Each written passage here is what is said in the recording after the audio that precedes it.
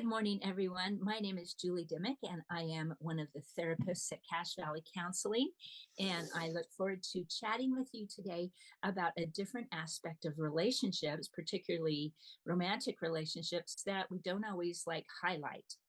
We often think of relationships as romance and dating and chocolate and fun vacations or trips and exotic places.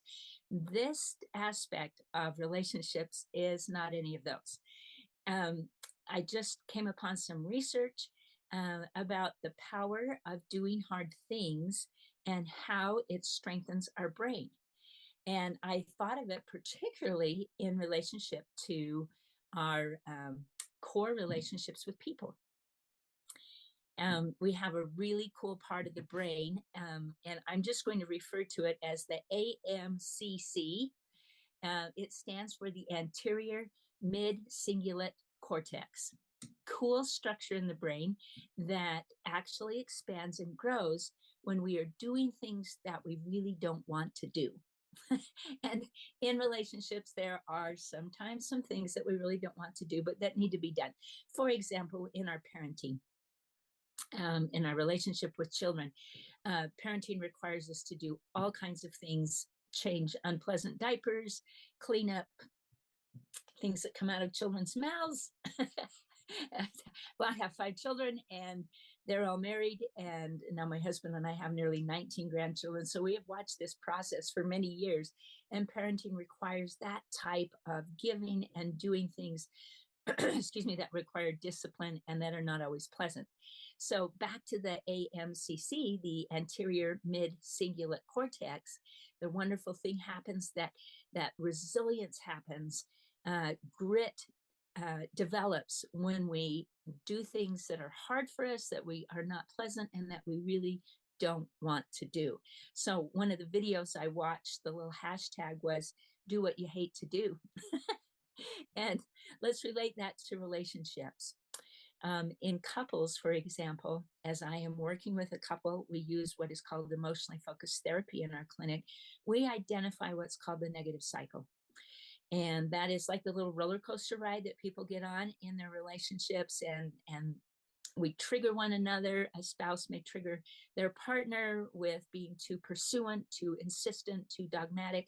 And sometimes the other partner withdraws. And when that partner withdraws, that triggers the other partner to pursue even more. And it kind of becomes this like cat chasing the mouse type of thing. And applying the doing the hard thing in the relationship is that we embrace the pain of that. We, through therapy or just with yourselves, that you have the courage to say, look, this is going on, isn't it? This is the pattern that we get into when we're triggered, when our emotions are high. Oh man, I get so pursuant and you withdraw. And then with kindness, with love, and with all kinds of integrity, you approach the problem. We often say the cycle is not the problem. Excuse me, we are not the problem. The negative cycle is the problem. And that's where, when you embrace the hard, you lean into it, you do the thing that you do not want to do by engaging, by discussing. And an outcome of that is, as the pursuer stops chasing quite so much and insisting that we solve this problem and what's the matter, as they soften just a little bit, the withdrawer then can say, oh, it feels safe. I can engage. I can share my side of the story. And that's really what the pursuer wants, is to know what's going on for their partner. And so the withdrawer gets to this place where they're like, I can tell you now because it feels safer. And then the anxiety that that pursuer feels kind of diminishes. And that is doing the hard thing to help the relationship grow. The alternative for that is that we deny, we avoid, we develop other coping strategies. Some people turn to illicit sex or to pornography because the relationship is hurting. It is painful to get in this negative cycle. But when you have courage, and whether you, as I said, can do that all by yourself, or if you need a professional to help you get out of that pattern, we are trained. All 10 of our therapists have the same type of couples therapy training of emotionally focused therapy.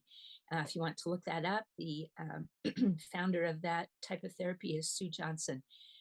Wonderful, wonderful type of couples and relationship therapy. It works for families as well. So let's apply this in a different aspect. You can do hard things yourself that you don't want to do. So, true story, a few weeks ago, our clinic does regular staff training meetings and educational and all kinds of things to strengthen us as therapists.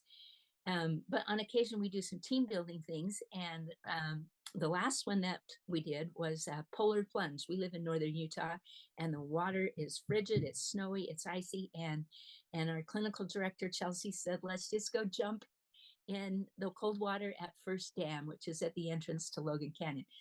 Fortunate for me, I was just recovering from a serious sinus infection, was just on medication. So I didn't have to jump in the cold water, and nobody was required. But I got to be the recording, the video expert, I guess, on that one, and recorded 5 of my colleagues and our front desk manager. They just jumped right in there, and they did it. One of them stayed about 30 seconds. 2 of the therapists stayed a full minute, but then 3 stayed for 5 whole minutes.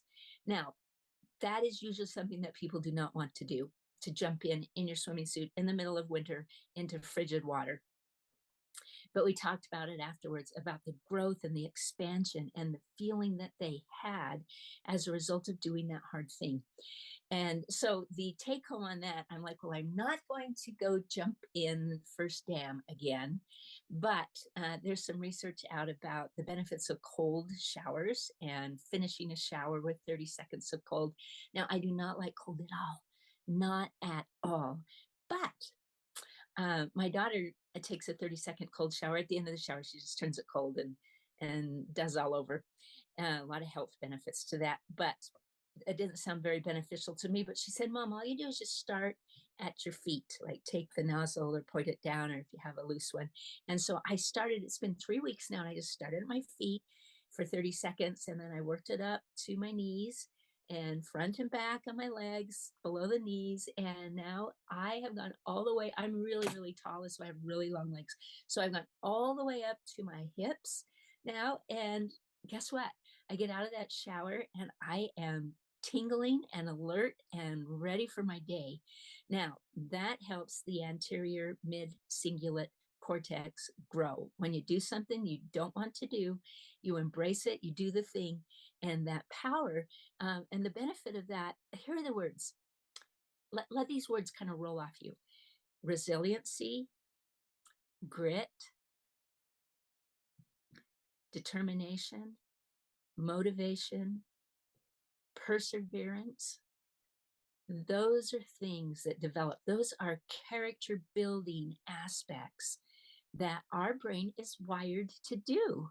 Now, the other part of us, the part that wants to just sleep in and the ones that wants to just, eat candy or cookies for breakfast, the part of us that just wants to yell and get out of control, that part is going to resist. But little bit at a time, like James Clear in the book The Atomic Habits, he talks about 1% more. 1% more over time develops greater resiliency and strength. So let's wrap this up today. Doing hard things makes you stronger. There's the phrase, what doesn't kill you makes you stronger.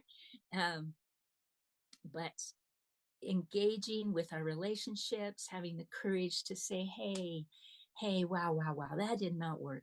Can I try that again? I do that regularly with my spouse. We're driving along and I get going and say things in an unkind way. And he's just kind of driving along, like being quiet. And then I'll catch myself and I say, hey, can I try that again? Let me say the same thing with a different voice. Now that is hard. That is helping the AMCC grow and expand. Now you're going to mess up, you're gonna fall back into habits, but just 1% more, trying to do the hard things. Hard makes us stronger. Hard is good for us.